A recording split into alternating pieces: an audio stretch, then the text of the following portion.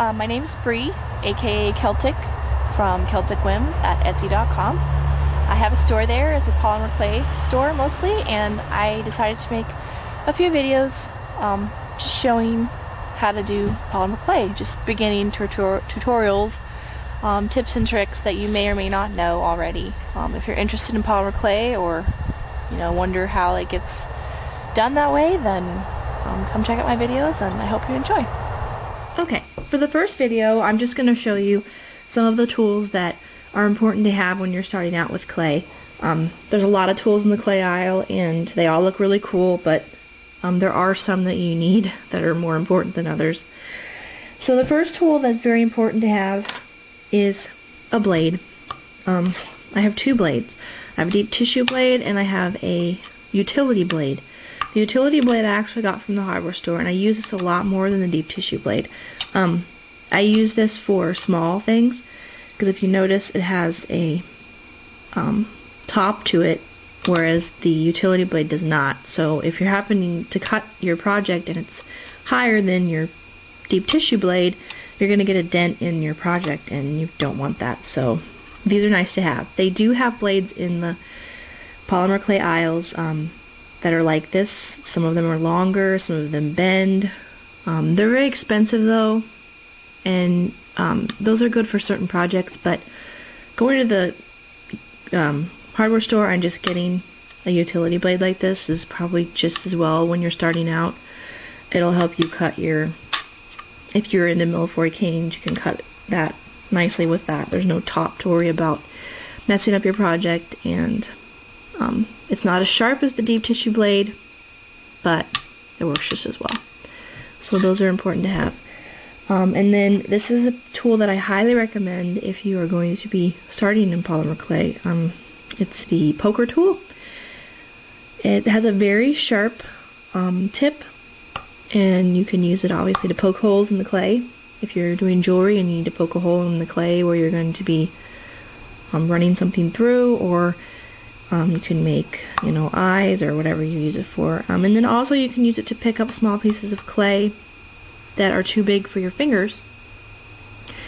And I use the other side too, for pressing down and whatnot. It's a really good tool. So that's a good tool to have. I use that a lot. And then another tool that's similar, which I did not get in the craft aisle, is just a regular chopstick. This is actually a child's chopstick, so it's shorter than your regular one. I use this a lot I use the tip a lot for moving things around or applying TLS or anything. You can roll the clay around it to make different shapes. I have different sizes of chopsticks. I just like this one because it fits in my hand and it's easy to maneuver. And speaking of TLS, TLS is liquid Sculpey. It's translucent liquid Sculpey. And this is like the glue for clay. I love this stuff. I use it a lot. When you apply it to non-baked clay and bake it, it bonds the two pieces together that you have applied it to, and it's very, very strong. And you can also put it in clay and mix it together and make sort of a liquidy clay. You can see here I've got some, you can see, and it looks like frosting, and that's how I make the frosting on my different things that I make. And you can use any color, and it really does look like frosting, so don't eat it because it doesn't taste good. And that's what you can use TLS for. And then something you definitely need is a brayer or a roller. I use a brayer. I like the handle. You don't have to have a handle. A lot of people just use the clear roller, or some people even use a rolling pin. Later on, when you get, if you like polymer clay and you want to work with it, you can get a pasta machine. It's a lot easier to get accurate measurements with the pasta machine. But I like this. I use it. I don't even have a pasta machine, so that's what I use right now. And then I have this tool, which is a clay press. You just put the clay in the top, and you just stick it in there, and it has different plates you can put on the end for different shapes. I bought this thinking I would use it a lot, and I really don't use it that much. It just depends on what kind of projects you're doing.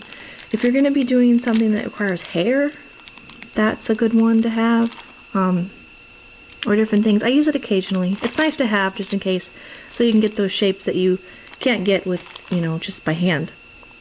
It's an inexpensive tool that's nice to have on hand. And then I have a few tools that I've purchased that are especially for clay. I have my cutters. You don't have to have cutters. If you're just starting out and you don't want to spend a lot of money in it, you can just come up with things around the house.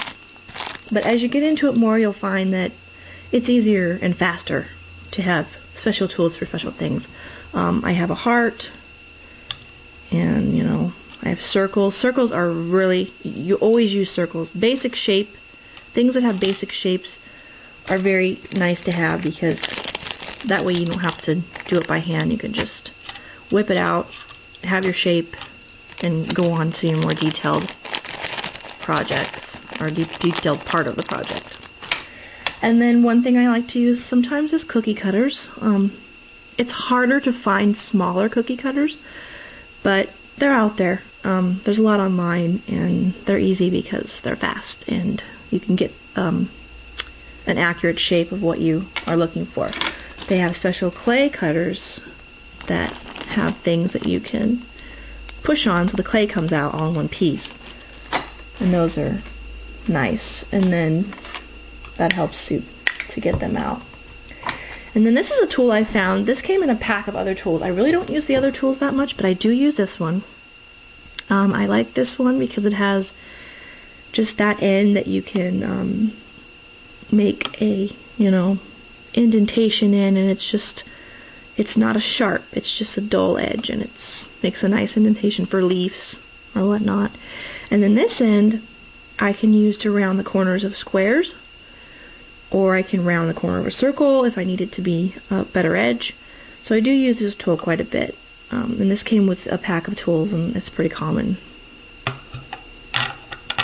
Other tools, this is just a basic medicine cup, but it makes good circles. It makes two different shapes.